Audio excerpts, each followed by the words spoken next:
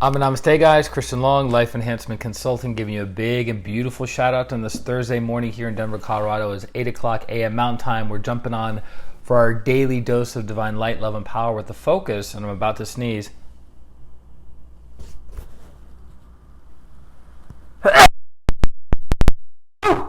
Adrian, Namaste. Prashant, Namaste. Karen, Namaste. Welcome. You guys are in the running right now. 1, 2, and 3. Who's going to make it at the end of the race? So, Mavika, Namaste. Always good to have you on. Thank you. It was funny. I always remember asking my mom when I was really young, why do people say God bless you when you sneeze? And her response was, your heart stops. I was like, your heart stops when you sneeze? Oh, well, that's a good thing. So it's like, also it's very cleansing. So when you sneeze, when you vomit, when you cough, and when you yawn, these are all functions of the body cleansing itself, energetically and physically. Kulada, Namaste. So very, very powerful. So when you sneeze, you clean out the solar plexus, you clean out the ajna, partially clean out the throat. So Tina, Namaste. We're talking about the light aspect for today. So I was going through Grandmaster Choa Kok Sui's book, Achieve the Impossible. So if you see this book, it's been beat up. It's been slapped around a little bit. I've opened this and closed this book and studied this book for hours and hours and hours. It's the book that I'm most familiar with of all of Master Choa's Golden Lotus Sutra books. This is the book, Joanna, Namaste. This is the book in materialization. Coley asked the other day, what book would you recommend for materialization? Patty, Namaste. This is the book that I would recommend for materialization. Achieve the Impossible by Grandmaster Choa Kok Sui. So covering the light aspect, this is a very, very good one. This is the one that I think, in my opinion, everyone wants to experience and everyone wants to have.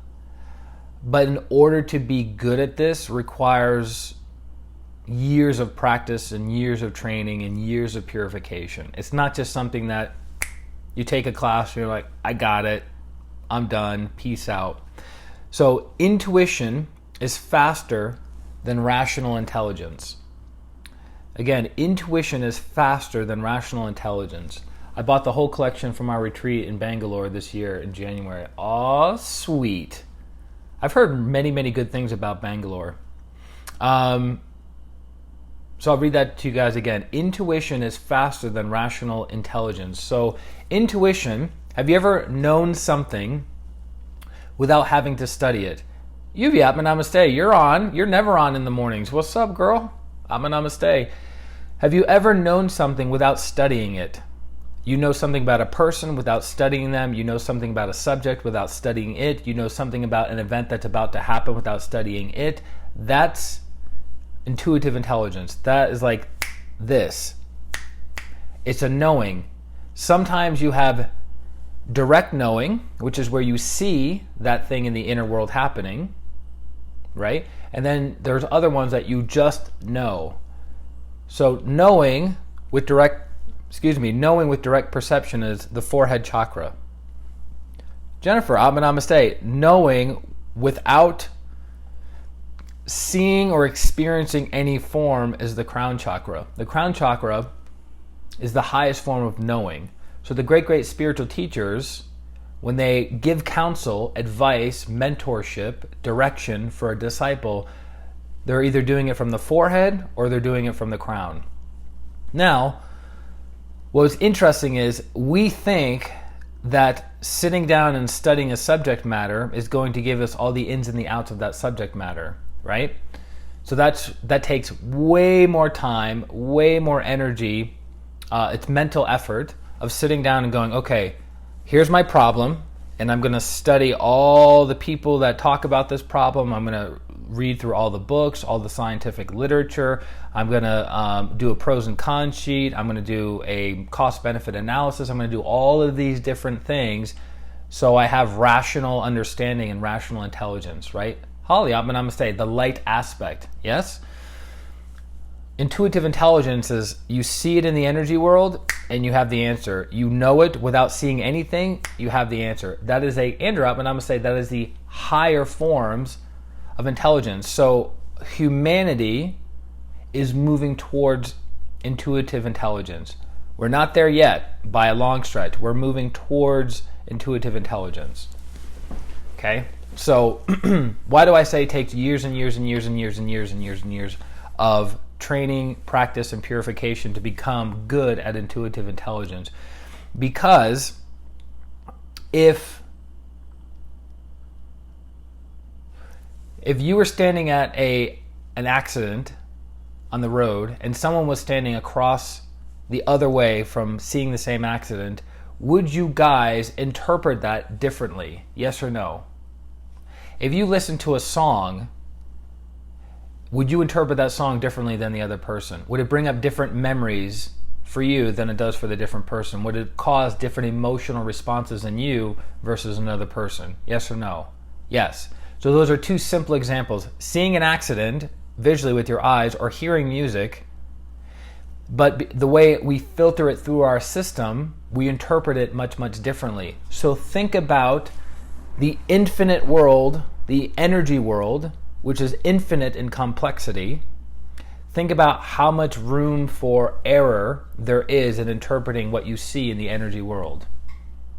Make sense?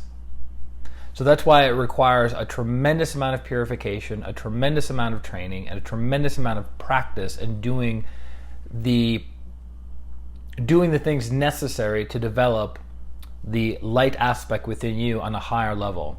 And one of the best ways, and I'm still working on this, one of the best ways of developing your intuitive intelligence and your clairvoyance, which means to see clearly, is to be honest. That's a big one. And there's something, the interesting thing about being honest is if you're lying to yourself and you're lying to other people, it's very difficult for you to see reality as it is because you're constantly distorting your own truth and you're distorting the truth or perception of other people. So you don't even know you're lying to yourself. Have you ever told a lie for a certain period of time and then all of a sudden you start believing the lie that you told and you don't remember reality anymore? That would be an example, and we can do that hundreds of times in hundreds of different ways throughout our life. So that's why if you want to see something clearly, you have to first be honest with yourself and honest with other people. And I think that's a big, big reason in relationships, because I'm looking at this in my relationship life. I'm asking myself the question, where am I lying to myself in this relationship? Where am I lying to myself? Because I want to break free of the calcified thought forms, the limiting beliefs, the fears, the programs, things like that, so I can what? See and perceive things clearly. So I can have intuitive intelligence instead of relying on my rational intelligence, because a big thing about rational intelligence is because we have a tendency to distort truth and distort perception to satiate our lower desires, right?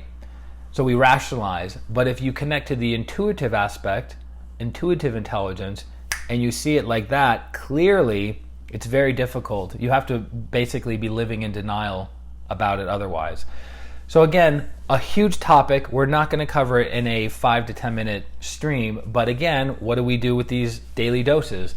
It's to prick your brain, awaken your consciousness, get you to look at things differently that you may not have looked at before, to move your life in a certain direction. Obviously, to move your life in the direction of merging with your higher self and merging with God. That's the purpose of the streams. And we all approach it a little bit differently. So that's why we cover light, we cover love, we cover power or will. So, that being said, join us in the next 20 minutes at 8:30 a.m. for the Twin Hearts Meditation. That is correct. 8:30 a.m. for the Twin Hearts Meditation to bless and heal Mother Earth and all sentient beings. This is our form of doing service with one another. This is us doing our part to help Mother Earth. And Mother Earth is, if you haven't checked the news, nature is being renewed. The air is getting cleaner, the water's getting cleaner, the ground is calmer, the animals are calmer. A lot of amazing things have happened over the past 2.5 months due to the coronavirus. Because again, if we just look at it from the lowest level of truth, it's like, crap, I can't go to work and make money to buy more crap, right? Versus, how does this operate in the higher level? Joanna, and I appreciate each one. Thank you. You're very welcome. Here's the other interesting thing. People don't like to hear this, but if you look at the world from a higher viewpoint, if you look at the world from the soul's perspective, if you look at the world outside of your own lifetime, things make more sense. True or not true? But if you look at what's happening to you over, say, the 50 or 60 years that you're in the workaday world making things happen, you look at something and go, this is so unfair. But the soul, which is immortal, which is indestructible, right? Which lasts from eons and eons and eons and eons of time, that's its perspective. That's how it sees things. It's not seeing it as like, oh, I'm not getting to travel to Spain this month. It's like the soul doesn't view things like that. It views it from much, much higher. So if you can connect to your soul and see things from a higher viewpoint, it what? Alleviates your suffering. And it puts things into perspective, which again, connecting back to the light aspect of our development. Outside looking is easier than just hindsight 2020. Correct. Outside looking in, easier. There's actually a business term called outside eyes. So when you're working on a problem, you have a certain pattern of how you deal with problems and how you deal with that problem, right? So that's why people bring in coaches, business consultants, advisors, because they have outside eyes that can look at your business from viewpoints, again, the light aspect. Laura Ottman, namaste, that can give you different perspective to alleviate your suffering and give you a different strategy or solution to move your business forward. So that's why we should hire coaches, healers, mentors, advisors, have gurus in our lives to give us outside perspective that sometimes we can't see the forest through the trees. See how I'm connecting it to see the forest through the trees? Again, connecting it to intuitive intelligence, inner vision. Good? So I hope to see you guys in the next 20 minutes for the daily Twin Hearts meditation, and I look forward to serving you very, very soon. For those of you who need healing, go to my website, ChristianRLong. People say, what's the R? Roy, it's my dad's first name, Royal. So Christian, Royal, Long. A lot of energy going on there. And sign up for a healing session right then and there on the website and allow me to serve you and help move your life forward. So I look forward to seeing you guys very soon. Atma, namaste. Bye-bye.